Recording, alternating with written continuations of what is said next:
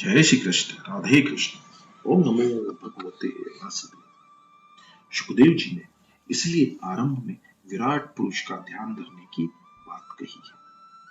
विराट पुरुष की धारणा किए बिना मन शुद्ध नहीं होता। सुखदेव जी कहते हैं कि वैसे तो मेरी निष्ठा निर्गुण में है, तथापि नंद नंदन यशोदा नंदन मेरे मन को बार बार अपनी ओर खींच लेते हैं। श्री कृष्ण भगवान की मधुर लीलाएं मेरे मन को, मेरे हृदय को बलपूर्वक अपनी ओर आकर्षित करती है। इसी कारण से मैंने भागवत पुराण का अध्ययन किया और मैं वह आपको सुनाऊंगा। भगवान के नाम का प्रेम से संकीर्तन करना ही सभी शास्त्रों का सार है। सभी शास्त्र पढ़ो, उन पर विचार करो, किंतु याद रखो कि नारायण हरि ही सच्चे हैं। मैंने सब शास्त्र देख डाले, कई बार विचार किया, फिर भी सार तो एक ही निकला कि उन सभी के ध्येय केवल नारायण हरि ही है। सभी शास्त्रों के वाचन मनन के बाद मैंने तय किया है कि केवल भगवान का ही ध्यान करना चाहिए। निर्गुण के प्रति जब तक निष्ठा न हो सके तब तक मन के राग द्वेष नहीं जाएंगे। जिसकी सगुण में निष्ठा हो किंतु वह निर्गुण को न माने तो उसकी भक्ति अपूर्ण रहती है। ध्यान के आरंभ में मन की सेवा करो। ध्यान के समय मन शुद्ध न हो तो आनंद नहीं मिलता। मन को बाहरी विषयों में भटकने की आदत पड़ गई है। वर्तमान काल में जीवन भोग प्रधान बन गया है, अतः मन को अंतर्मुख करना बड़ा कठिन है। ज्ञानी पुरुष मन की मलिनता धोने के लिए विराट पुरुष की धारणा करते हैं। विराट पुरुष की धारणा का अर्थ है सारे जगत को ब्रह्म रूप मानना। ब्राह्मण उस विराट पुरुष का मुख है, क्षत्रिय हाथ है, वैश्य जंगा है और शूद्र पग है, नदियां नाड़ी है। इस प्रकार जगत के प्रत्येक पदार्थ को ब्रह्म रूप देखकर मन को शुद्ध करना है। साधारण साधक के लिए इस विराट पुरुष की कल्पना और धारणा कठिन है। अतः कुछ लोग अति सुंदर नारायण भगवान का ध्यान करते हैं। जगत को जब तक ब्रह्म रूप नहीं मानेंगे तब तक राग द्वेष नहीं मिटेंगे। कुछ लोग जगत को ब्रह्ममय मानते हैं तो कुछ लोग प्रत्येक पदार्थ में ब्रह्म स्वरूप का अनुभव करते हैं। राग और द्वेष के नाश के लिए विराट पुरुष का ध्यान करो। सारा विश्व उसी विराट पुरुष का स्वरूप है। ऐसी भावना मन में दृढ़ हो जाए तो जगत की किसी भी वस्तु के प्रति हीन भाव या कुभाव नहीं होगा। हरि ही जगत है। ब्रह्म दृष्टि से जगत सत्य है। ब्राह्मण भगवान के मुख से निकला है, वैश्य जंगा से निकला है, शूद्र चरण से निकला है। अतः किसी का भी अपमान भगवान का ही अपमान है। इसलिए किसी का भी अपमान और तिरस्कार ना करो। जगत में जड़ और चेतन का जब तक भेद रखोगे तब तक ध्यान में एकाग्रता नहीं आएगी। इसके बाद भागवत में वैराग्य का उपदेश दिया गया है। बिना वैराग्य के ध्यान नहीं हो सकता। ध्यान में एकाग्रता नहीं हो सकती। संसार का स्मरण ही दुख है और संसार का विस्मरण ही सुख है। ज्ञान मार्ग में तीव्र वैराग्य होना चाहिए। भक्ति प्रेम मार्ग में समर्पण की प्रधानता होती है। भक्ति करनी हो तो वह वैराग्य के बिना तो चल सकती है, किंतु सबके साथ प्रेम तो करना ही पड़ेगा। वैराग्य से यह काम अति कठिन है। सबके साथ प्रेम करो अथवा अकेले ईश्वर से प्रेम करो। जगत के प्रत्येक पदार्थ के साथ प्रेम करना भक्ति मार्ग है। ज्ञान मार्ग त्याग प्रधान है। भक्ति मार्ग में समर्पण का प्राधान्य है। ज्ञानी सबका निषेध करता हुआ परिनिषेध में जो शेष रहता है उसी में मन को दृढ़ करता है। साधारण मनुष्य के लिए यह ज्ञान मार्ग सुलभ नहीं है। मनुष्य सर्वस्व त्याग तो नहीं कर सकता, शरीर से आत्मा भिन्न है ऐसा सब समझते तो है, किंतु उसका अनुभव आसान नहीं है। भक्त मानता है कि गाय में बसे हुए श्री कृष्ण की सेवा घास में बसे श्री कृष्ण से करूंगा।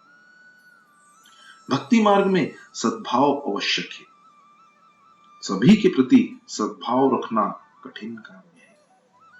श्री कृष्ण भगवान तो स्वयं को लात मारने वाले को भी सद्भाव की ही दृष्टि से देखते हैं। मन की मलिनता धोने के लिए विराट पुरुष का ध्यान धरना है। विराट पुरुष के ध्यान करने का अर्थ है इस जगत में जो कुछ दिख रहा हो उसमें परमात्मा का वास है ऐसा समझकर व्यवहार करना। सारा जगत उसी विराट पुरुष का स्वरूप है। विराट पुरुष के ध्यान के लिए तीव्र वैराग्य जरूरी है। सारा विश्व ब्रह्म रूप है ऐसा मानकर ज्ञानी पुरुष ललाट में ब्रह्मा के दर्शन करता है। वैष्णव जन हृदय में चतुर्भुज द्वारिका नाथ के दर्शन करते हैं। प्रभु के एक अंग का चिंतन करना ध्यान है और प्रभु के सर्वांग का चिंतन करना धारणा है। दास्य भक्ति द्वारा हृदय जल्दी दीन बनेगा। पहले भगवान के चरणारविंद का ध्यान करो, फिर मुखारविंद का ध्यान करो और अंत में सर्वांग का ध्यान करो। ध्यान योग की कथा कपिल गीता में विस्तार से दी गई है, जिसका यहाँ संक्षेप में वर्णन किया गया है। साधक सावधान होकर ध्यान करेगा तो उसकी समझ में यह बात आ जाएगी कि माया की शक्ति भ्रांतिमय ही है। ईश्वर का चिंतन न हो सके तो कोई बात नहीं है, किंतु संसार का चिंतन तो कभी भी नहीं करना है। ईश्वर का ध्यान चाहे न हो सके, किंतु संसार का ध्यान छोड़ने की आदत डालनी चाहिए। ध्यान के बिना ईश्वर का साक्षात्कार नहीं हो सकता। जिस तरह रुपए पैसों का ध्यान करते हो उसी तरह परमात्मा का ध्यान करो। आरंभावस्था में आंखों के सामने अंधकार सा छाएगा, किंतु धैर्य से योग धारणा करके मन को वश में करो। बुद्धि द्वारा प्रभु के सर्वांगों की धारणा करो। जो जो बुद्धि स्थिर होती जाएगी त्यों त्यों मन भी स्थिर होने लगेगा। धारणा स्थित होने पर ध्यान में प्रभु का मंगलमय स्वरूप दिखता है और भक्ति योग की प्राप्ति होती है। ध्यान में मन यदि स्थिर न हो सके तो उस मन को मृत्यु से भयभीत करो, तभी वह स्थिर होगा। मन को किसी भी तरह समझाओ और स्थिर करो। ज्ञानदेव ने मन को गुरु बनाया है। मन का सच्चा गुरु आत्मा है। एकनाथ महाराज के पास एक वैष्णव आया। उसने महाराज से पूछा कि आपका मन ईश्वर में सदा सर्वदा श्री कृष्ण में कैसे स्थिर रहता है? मेरा मन तो आधा घंटे भी प्रभु में स्थिर नहीं रह सकता। मन को स्थिर करने का कोई उपाय बताएं। एकनाथ ने सोचा कि उपदेश क्रियात्मक होना चाहिए। उन्होंने कहा कि जाने दे इस बात को अभी। मुझे लगता है कि तेरी मृत्यु समीप आ रही है। मृत्यु के पहले वैर और वासना का त्याग करना चाहिए। वैर और वासना मृत्यु को बिगाड़ती है। 7 दिनों के बाद फिर मेरे पास आना। मृत्यु का नाम सुनते ही उस विष्णु के तो मानो होश ही उड़ गए। वह घर लौटा, धन संपत्ति आदि सब कुछ पुत्र के हाथों में सौंप दिया। उसने सबसे क्षमा याचना की और वह ईश्वर का ध्यान करने लगा। 7 दिनों के बाद वह एकनाथ महाराज के पास आया। महाराज ने पूछा, इन 7 दिनों में तूने क्या क्या किया? तूने कुछ पाप तो नहीं किया? वैष्णव ने उत्तर दिया कि मैं मृत्यु से ऐसा डर गया कि सब कुछ छोड़कर प्रभु के ध्यान में लग गया। तो एकनाथ जी ने कहा कि मेरी एकाग्रता का यही रहस्य है कि मैं रोज मृत्यु को याद करता हूँ। मैं मृत्यु का मैं, मैं मृत्यु का मन में डर रखकर सतत ईश्वर भजन करता हूँ। अतः सभी विषयों से मेरा मन हट जाता है और सदा सर्वदा श्री कृष्ण में एकाग्र रहता है। परमात्मा में मन तन्मय न हो सके तो कोई बात नहीं, किंतु संसार के साथ कभी तन्मय न बने। परमात्मा के ध्यान से जीव ईश्वर में मिल जाता है। ध्यान करने वाला ध्येय में मिल जाता है। ध्याता, ध्यान और ध्येय तीनों एक होते हैं। यही मुक्ति है, यही अद्वैत है। दृष्टि, दृष्टा और दर्शन एक होने चाहिए। साधन, साधक और साध्य एक बनने चाहिए। ध्याता, ध्यान और ध्येय तथा दर्शन, दृष्टा और दृश्य एक बने तो समझो कि ध्यान में और दर्शन में एक तांता उत्पन्न हो गई। एक तांता होने पे अन्य सभी कुछ वह भूल जाता है और उसे ईश्वर के सिवा कुछ भी नहीं दिखता। लोग परमात्मा को धन देते हैं, किंतु वे तो मन मांगते हैं। व्यवहार तो करो, किंतु ईश्वर में, कृष्ण को मन में रखकर करो। बनिहारी ने गोपियां पानी से भरे घड़े सिर पर रखकर बातचीत करते हुए चलती हैं, फिर भी उनका ध्यान सिर पर रखे हुए घड़ों में रहता है कि कहीं वे गिर ना पड़े। इसी तरह संसार के व्यवहार करते समय भी हमेशा ईश्वर का स्मरण भी करते रहो। जगत के पदार्थों में आसक्ति न रखो। विषयानंदी व्यक्ति ब्रह्मानंद को समझ नहीं सकता। ब्रह्मानंद का वर्णन कोई भी नहीं कर सकता। उपनिषद में दृष्टांत दिया गया है कि शक्कर मिश्री से बनी हुई गुड़िया ने सागर की गहराई को जानने का प्रयत्न किया, किंतु वह सागर में जो गई सो गई, उसी में विलीन हो गई। जो ईश्वर में लीन हो गया हो, उस जीव को कोई ईश्वर से भिन्न नहीं कर सकता। ज्यों ज्यों ध्यान किया जाता है, त्यों त्यों जीव का परमात्मा में लय होता जाता है और फिर जीव का जीवत्व नहीं रहता ही नहीं। भागवत में ज्ञान मार्ग और भक्ति मार्ग दोनों बतलाए गए हैं।